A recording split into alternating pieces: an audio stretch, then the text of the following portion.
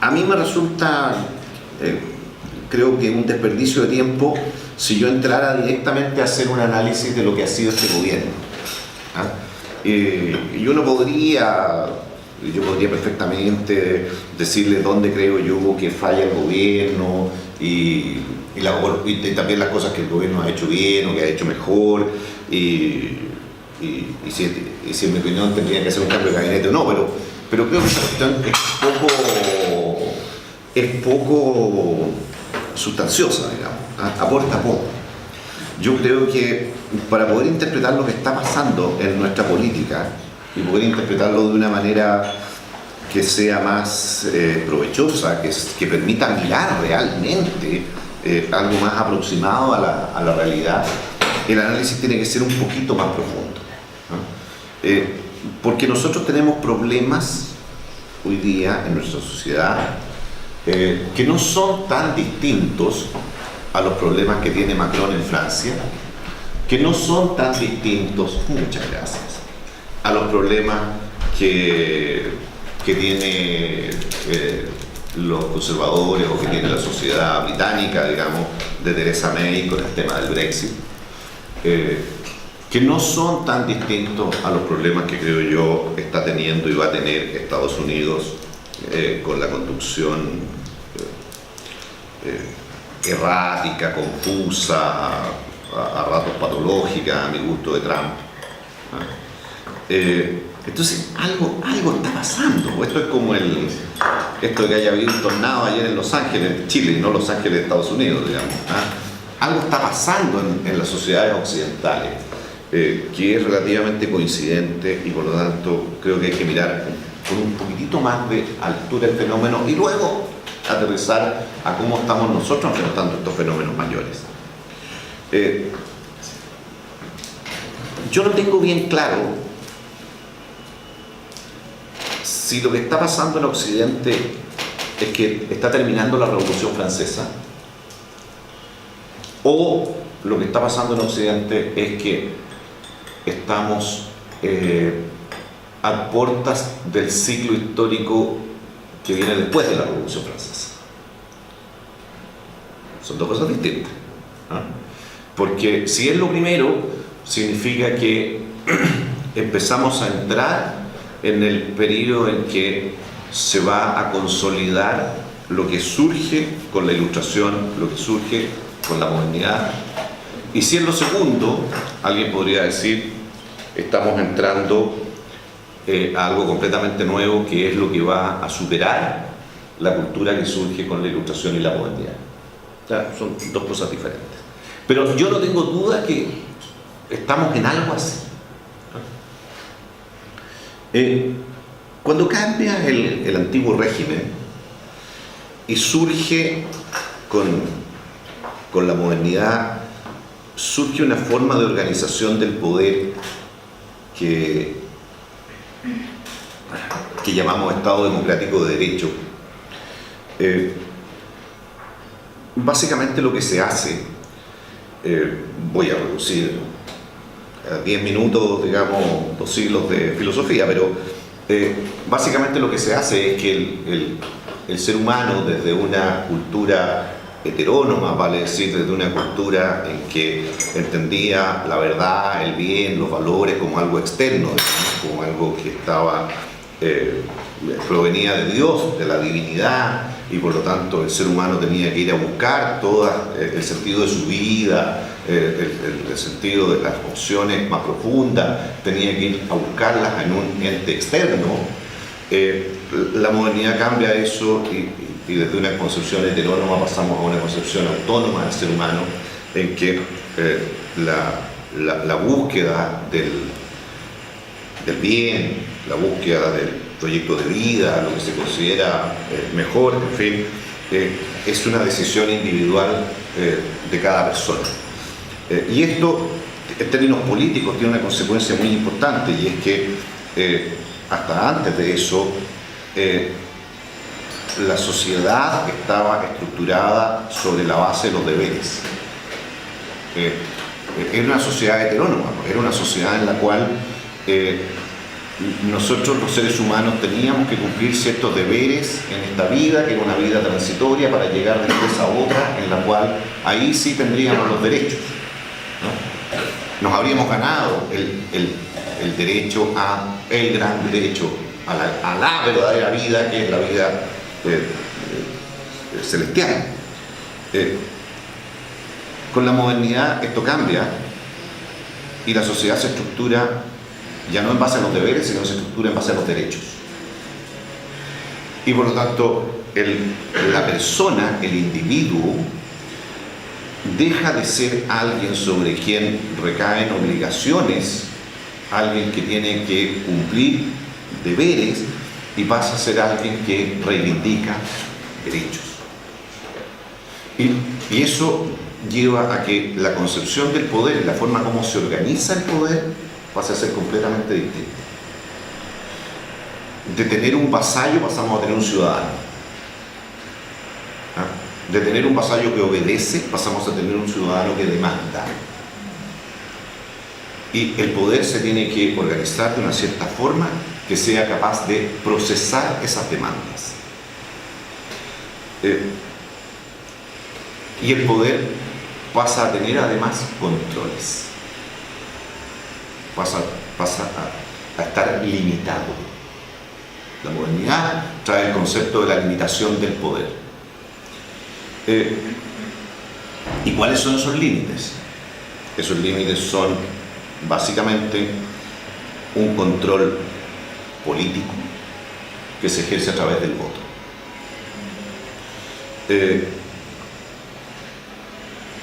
Popper decía, y Jaime decía lo mismo, que el gran mérito de la democracia no está en la capacidad de elegir, está en la capacidad de destituir.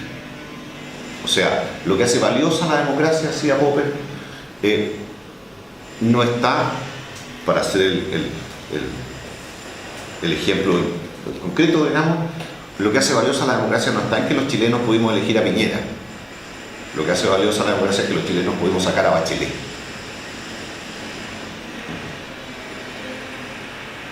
Porque el que yo pueda sacar al que está ejerciendo el poder es el cambio. Eso es lo novedoso, eso es lo extraño.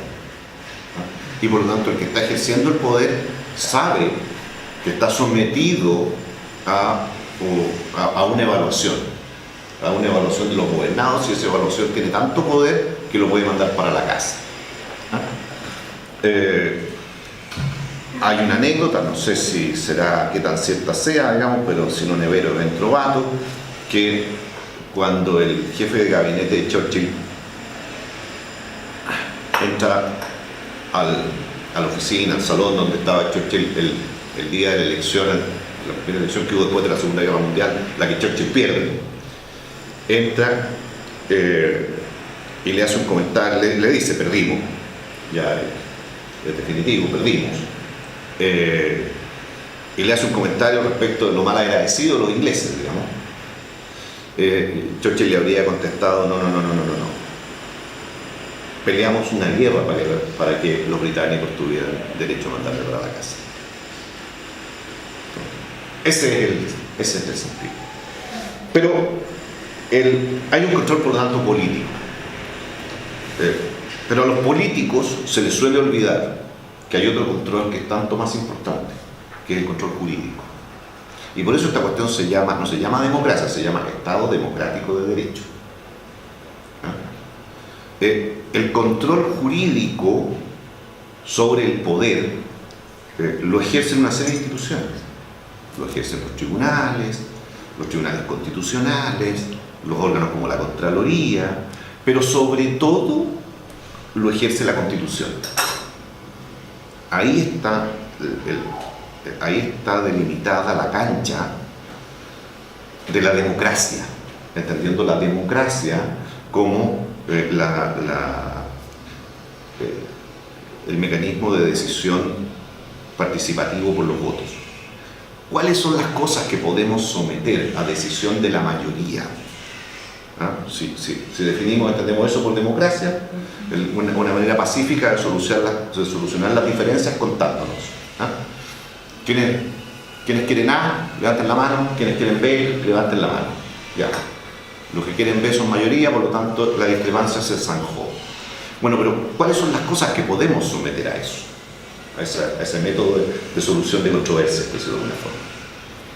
Eso está limitado por el Estado de Derecho, eso está limitado por los derechos fundamentales, está demarcado por la Constitución.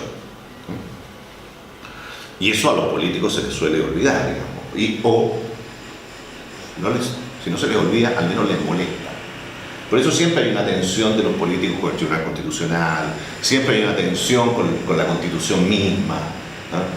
Nosotros vivimos en una situación particular, digamos, en la cual todavía se puede decir, no, es que esta es la Constitución de Pinochet.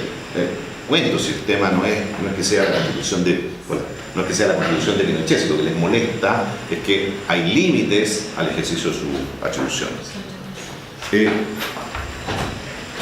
A lo anterior se suma a esto de que hay un poder controlado, de que el sistema político, el orden político está organizado sobre la base de los derechos y no sobre la base de los deberes, a que la discusión política se vuelve una discusión sobre la justicia.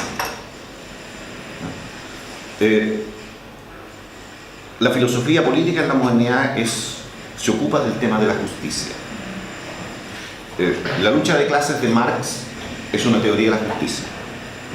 El orden espontáneo de Hayek es una teoría de la justicia.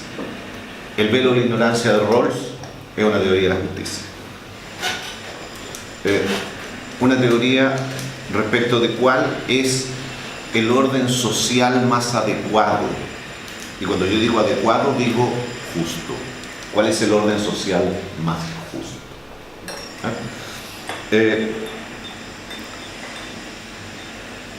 Pero en el último... Perdón. Y todo esto significa que las demandas de los ciudadanos, lo que los ciudadanos quieren, lo que los ciudadanos aspiran, tiene que ser, el poder tiene que tener la capacidad de darle una respuesta a la demanda ciudadana. ¿Y cómo lo hace? Lo hace a través de eso que llamamos instituciones. ¿Qué son las instituciones? Son formas de organización del poder que tiene la capacidad son una suerte de transformador social, en que entra energía de un tipo, la institución la procesa y sale energía de otro tipo. ¿Qué es lo que entra? Entra emocionalidad. Las demandas colectivas son demandas fundamentalmente impulsadas, constituidas de emocionalidad. Mejores pensiones. Yo quiero mejores pensiones. Es que nosotros necesitamos médicos especialistas aquí. Yo vivo en Tocopilla y en Tocopilla no hay cardiólogo. Y por lo tanto aquí necesitamos un cardiólogo. ¿Verdad? Es una demanda, es un sentimiento. Esa demanda es un sentimiento. Ese sentimiento colectivo entra a la institución lo procesa y le da una respuesta, le da una solución racional. Las instituciones convierten la emocionalidad en racionalidad. Esa es la base para que el sistema funcione. ¿Ustedes han escuchado que estamos en una época de crisis de las instituciones? Bueno, esto es la crisis de las instituciones. La crisis de las instituciones está en que tradicionalmente la gente le presentaba su demanda a la institución, a la institucionalidad la procesaba y daba una respuesta racional, y esa respuesta racional era aceptada, era reconocida como legítima, como lo que había que hacer. ¿Por qué? Porque es lo que decidió el Congreso, porque es lo que decidió la Corte Suprema, porque es lo que decidió la Contraloría, en fin, ¿verdad? Si así lo había resuelto la institución a cargo del tema, lógica, Estado de Derecho, en fin, entonces puede no gustarme, pero yo lo acepto. ¿no? Lo que ha comenzado a pasar en el último tiempo es que ha dejado de tener legitimidad, ha dejado de tener autoritas la institución. Y la respuesta racional que la institución le da a la demanda emocional es cada vez menos reconocida, cada vez es menos aceptada. Y ahí tenemos un problema, obviamente.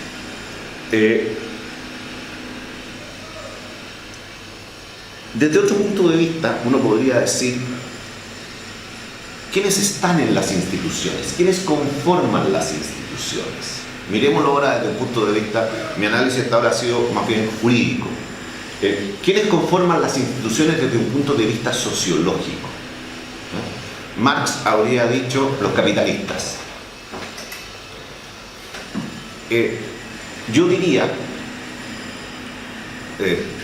usando un concepto más neutro, yo diría la élite. Toda sociedad tiene una élite.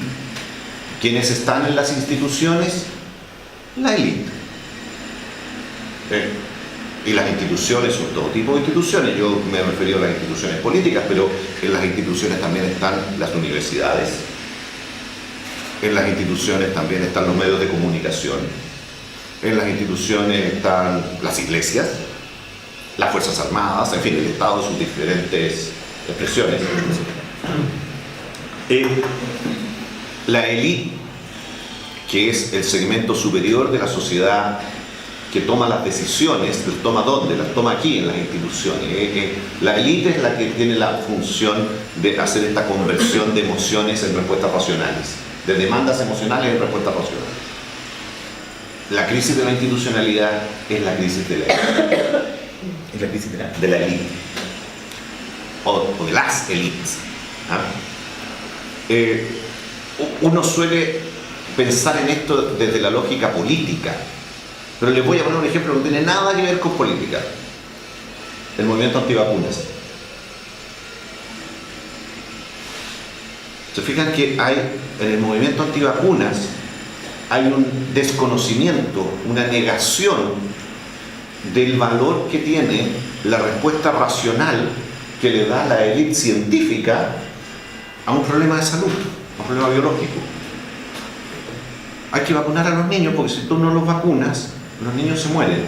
Bueno, surgió un movimiento de, voy a usar la palabra técnica, pelotudos, que se les ocurrió que las vacunas provocaban autismo, provocaban no sé qué cosa, entonces que no hay que vacunar a los niños. Es una expresión de este mismo fenómeno.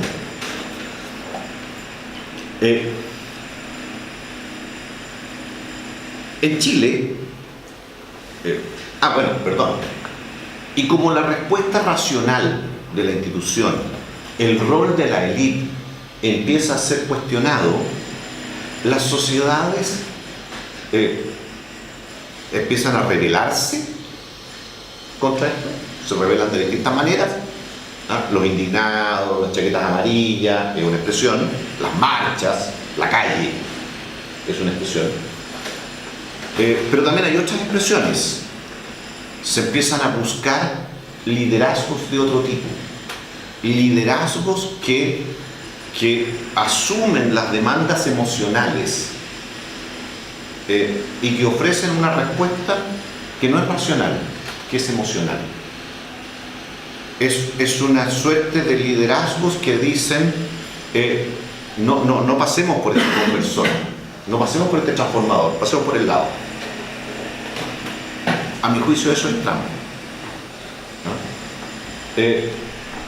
En alguna medida eso es Bolsonaro también. En alguna medida eso es Evo Morales también. Aquí no piensen esto en los códigos izquierda-derecha.